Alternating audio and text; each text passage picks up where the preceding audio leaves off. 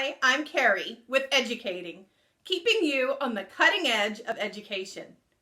So this past month was the Christmas holidays, and as that time of year comes along, a lot of people are celebrating the accomplishments that their students have at mid-year. And that really made me start thinking about, what about those kids who are doing distance learning, virtual learning, whatever your district's calling it? How are you all celebrating what's going on with them? And then that made me start thinking about one of the awards we always gave was a Citizenship award. So citizenship of a virtual learner, how's that work? So last week I posted an article on EDGEucating.com about digital citizenship and how to teach it. But I really wanted today to talk to you about what digital citizenship really looks like for a teacher.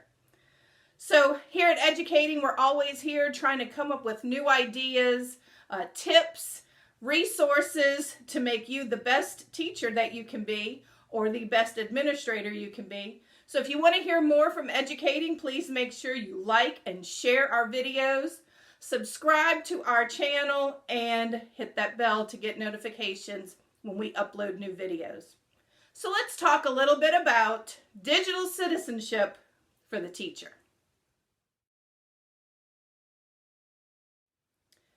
So when you became a teacher, you chose to make a change in the way that everyone on the entire planet sees you.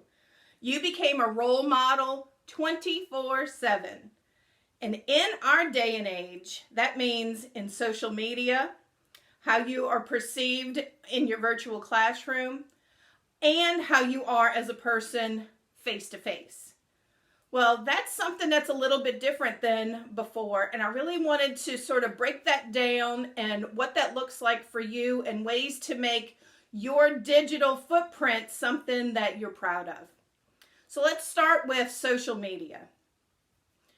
Previously, you could post anything you want on social media. Now, as soon as a child is a student in your class, those parents are looking you up. They're looking to see what kind of pictures you post. They are looking to see what political affiliation you have. They are looking to see your favorite places to go and things to do. And they are judging you as a teacher based on those social media posts. Is it fair? No. Is it something that you thought about? If you're a new teacher, you've been posting things on social media for how long? And all of that is now going to be reviewed by just anybody who happens upon your whatever social media you're on. Well, you got to really think about that. You know, if you're going to be a teacher, if you're a new teacher, or if maybe you're in school to be a teacher, your social media is something for you to go and review now. Go back and look at your posts. Look to see if it's something that you wouldn't mind being broadcast during a Meet the Teacher conference. If it's not something that you would want to put up in front of your classroom, you might not want to have it on your social media. Now, are teachers held to a different level than everybody else? The answer to that is yes. It is the way it is. But we have to make sure we are doing our best to be a role model to our students, and that means making sure your social media, what you're posting, what you're saying, what you're tagged in, is all something that you would be proud for them to see and not embarrassed. It doesn't mean that you are a bad person and you're posting pictures out drinking and partying and dancing on tables, but it might mean that your friends aren't paying attention to things like tagging you in a picture just as a funny. You know, you might not even be in the picture, but you're tagged in it because it was something that you would laugh about or maybe an inside joke. So my best advice would be, number one, go back to your social media and pick out things that maybe you might want to delete. But number two, go and look at your settings. So in Facebook, in Instagram, there's all kinds of different settings about your privacy, about ways that you can be connected to different posts, make sure that you are having as much control of your social media as possible. Let me give you an example. I was the principal of an elementary school, and the beginning of the year rolled around and we had changed which assistants were in which classroom. And I really didn't have my Facebook privacy settings the way that they needed to be. And we had moved employee A from employee B's classroom. And later that day, employee B posted on my Facebook wall, "Thank you so much for moving her out of my classroom." That cannot happen. That is just something that is completely inappropriate. But yet it was on my Facebook wall. How many people saw that before I got to it? That is what taught me my lesson. I do not want that to happen to anyone else. So I went into Facebook and I found out there were ways for me to make sure that no one could ever post on my wall. No one could ever tag me in anything without my approval. Just to make sure that the image that people who don't know me, what they have of me as a person is under my control.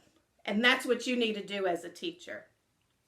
Another thing that I learned, people who go to the same restaurants, that go to the same events or similar parks or your gym or anything, those things like signing in places, you might want to think about that, because what you're doing is allowing the people who love you to know where you are, but also that parent who had that issue with you earlier, or who is angry, or who wants your attention right now.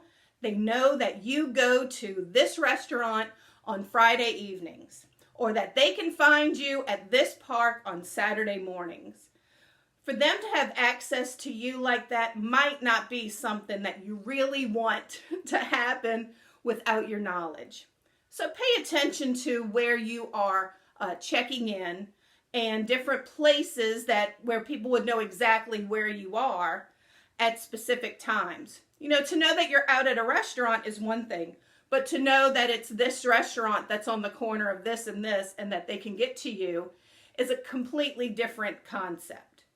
So make sure that your privacy settings are set to a point where you are controlling what is connected to you, and also that they don't know where you are at any given time without your knowledge. At EDGEucating, we're always here to make sure that you are having the most tips, and we want you to have great products. We want you to have great ideas. But when it comes to social media, I really felt like you needed to know a little bit more about the way that people see you and ways that you can control that. At EDGEucating, we're always here to keep you on the cutting edge of education. If you like our videos, please make sure you like them, you share them, you subscribe to our channel, and you hit that bell so you get notifications. I'll put a web link to the article that I discussed at the beginning in our description, and we'll see you next month.